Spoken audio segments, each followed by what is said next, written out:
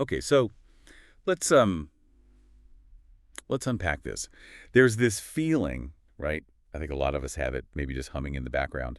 This kind of widespread, well, apprehension about artificial intelligence. Hmm. And often it's not really because we've, spent ages using the latest AI. It's more about what we've seen, what we've heard. Right. It's the perception.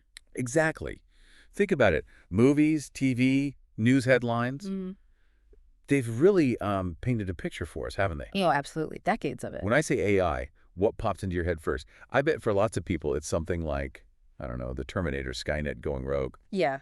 Or maybe Ex Machina, that really unsettlingly smart machine. Right. The narrative is almost always the same. Yeah. AI is the villain. It's cold, it's calculating, super powerful. And eventually, inevitably, it turns on us, the creators. Yeah, it's a powerful story. Hard to shake off, really. So that brings us to the big question for this deep dive. Yeah. What if? What if we've been looking at AI through this, like fear filter, and the reality, the day-to-day reality is actually quite different? Hmm. Maybe less scary than we think. That's the core of it, isn't it? That disconnect. And that's what we really want to explore today. This deep dive, it's not just about figuring out where the fear comes from, though that's important. It's about demystifying what AI actually is, in our lives right now. Our mission here is really to help you, the listener, shift from that maybe default worry to a more informed, kind of grounded understanding. We're going to pull from different sources, try to cut through the noise. Yeah, the hype and the panic. Exactly. Focus on the practical stuff. Hopefully by the end, you'll have a few of those aha moments, where the gap between the myth and the actual machine gets clearer. Right. The goal is for you to feel more informed, less maybe overwhelmed, and empowered with a clearer view of what AI is doing now and what it might do. Okay, so let's start with the roots of the fear, Mm. because that's really interesting when you dig in. Mm-hmm. It's kind of obvious, but media often thrives on drama, right? Mm-hmm. Fear sells. It really does. And what's more dramatic than a robot uprising? It's thrilling. Mhm. Machines getting minds of their own, deciding they've had enough of us. It taps into really old fears, doesn't it? The creation, turning on the creator, loss of control. It's classic stuff. Blockbuster gold, basically. Totally. But then you hold up that fiction, that really exciting, scary fiction, Mm-hmm. against AI today, the actual AI. Mm. And the difference is, well, it's huge. The AI we have now, it doesn't want anything. Not like a person wants something. Right. There's no consciousness there, no personal goals, no secret plans for world domination brewing while we're not looking. No evil plotting. No, it's fundamentally a tool, a Right. very, very sophisticated tool, but a tool nonetheless, not a thinking, feeling being. And that conditioning, the fictional stuff, it goes deep. Oh, it really does. If you zoom out, it's not just one or two movies. Yeah. It's like a cultural story we've been telling ourselves for ages. Growing up with sci-fi, books, films, 2001, A Space Odyssey, HAL 9000, these narratives of intelligent machines being potential threats. So when today's headlines shout about AI breakthroughs, it kind of pokes that old bruise, doesn't it? Yeah, it reactivates that feeling. Exactly. It taps into this, I don't know, almost inherited cultural fear.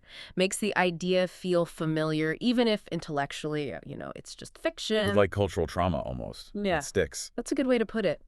It shapes how we see AI before we even really engage with what it is. It's just there, part of the mental furniture. Which makes the next point maybe kind of surprising for some people. Mm-hmm. How much AI you actually interact with every single day Mm-hmm. without even thinking about it. Right.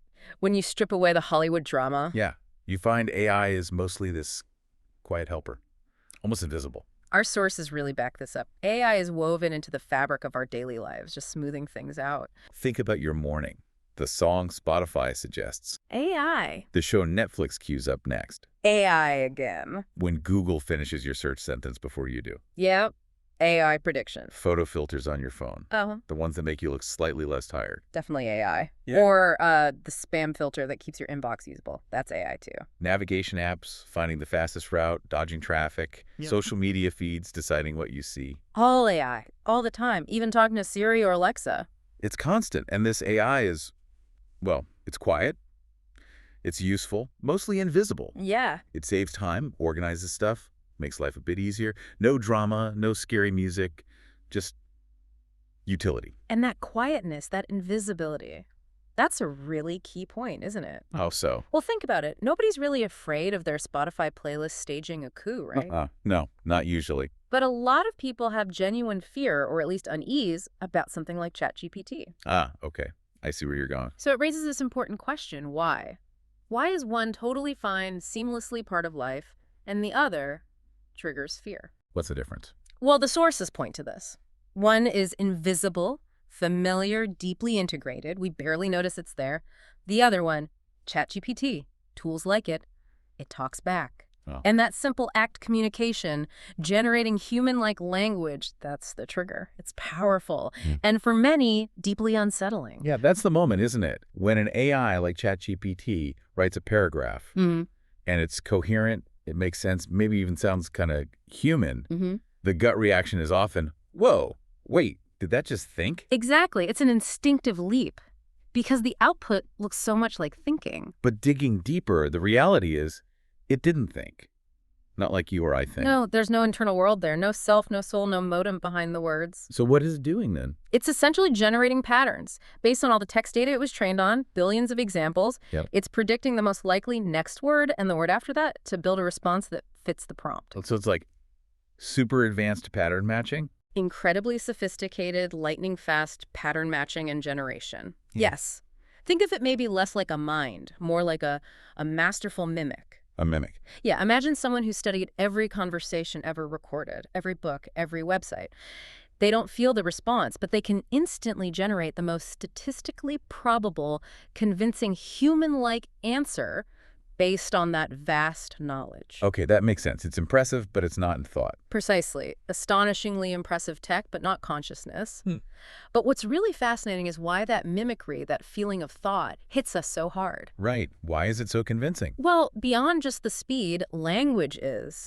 It's fundamental to us as humans, isn't it? It's incredibly intimate. How we connect. Exactly. We build relationships, express our deepest thoughts, create societies, all through language. It defines so much of being human. So when a machine uses it well, it trips something deep inside us, something primal. It forces those big questions. Is this a person? Does it understand? Is it alive? We're wired to see intention, maybe. We're wired to anthropomorphize, to project human qualities onto things that communicate like us. And it's so important to keep saying it's not a person, but it can reflect your own mind back at you, your questions, your ideas. Which feels very personal. Incredibly personal. And that reflective power is potent, easily mistaken for genuine understanding or thought. Okay, so what does this all mean for us? For you listening, how do you deal with this feeling, this reaction, especially with all the hype?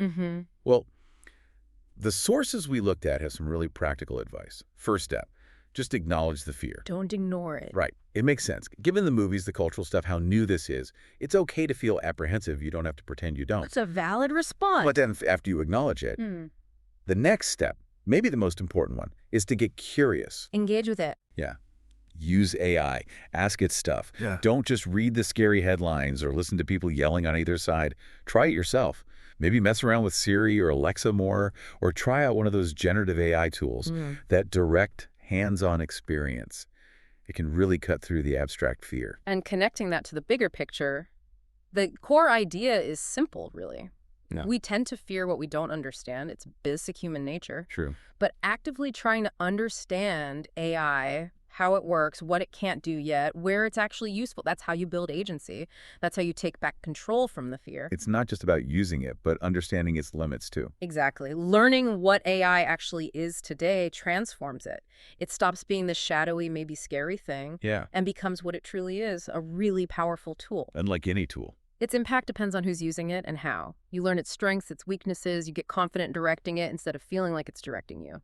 Understanding where it fails is just as useful as seeing where it succeeds. Okay, so let's look ahead a bit, because AI is going to keep evolving, right? Yeah. Probably pretty fast. That seems almost certain, yeah. The pace is incredible. And could things go wrong? Of course they could. Look, that's true for any really powerful technology humans have ever created. Like cars, electricity. Exactly, or flight, or even social media more recently. All brought huge benefits, but also huge challenges, risks, ethical questions, misuse. The tech itself isn't good or bad. It's neutral. Its impact gets shaped by us, our choices, our values. And that leads to the crucial point, doesn't it? It really does. What truly matters now and going forward is how we collectively, as societies, as individuals, choose to build this technology, how we decide to regulate it, how we opt to use it. That's where the power still lies, with us. Absolutely. That's where our responsibility is. AI is going to affect humanity, no doubt,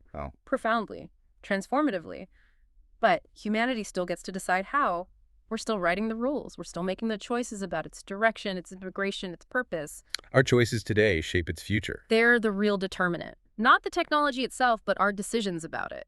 So as we wrap up this deep dive, maybe the final thought for you, the listener, is this. You don't necessarily need to be afraid of the machine itself. You just need to stay awake, stay aware of what's happening, actively try to understand it, stay curious about how you can use it. And stay engaged in the conversation about it. Yeah. And maybe, most importantly, stay kind, in how we use the tech and how we talk about it and how we treat each other as we navigate all this change. That's a great place to land. So we really hope you'll reflect on this. Maybe, with this different perspective, try out an AI tool this week. Your voice assistant, a writing tool, whatever. See what it can do. Think of it not as some scary unknown, but as a powerful, fascinating tool you can learn to use. Explore it. Exactly. Thank you so much for joining us on this deep dive into the fear of the machine and hopefully the reality behind it.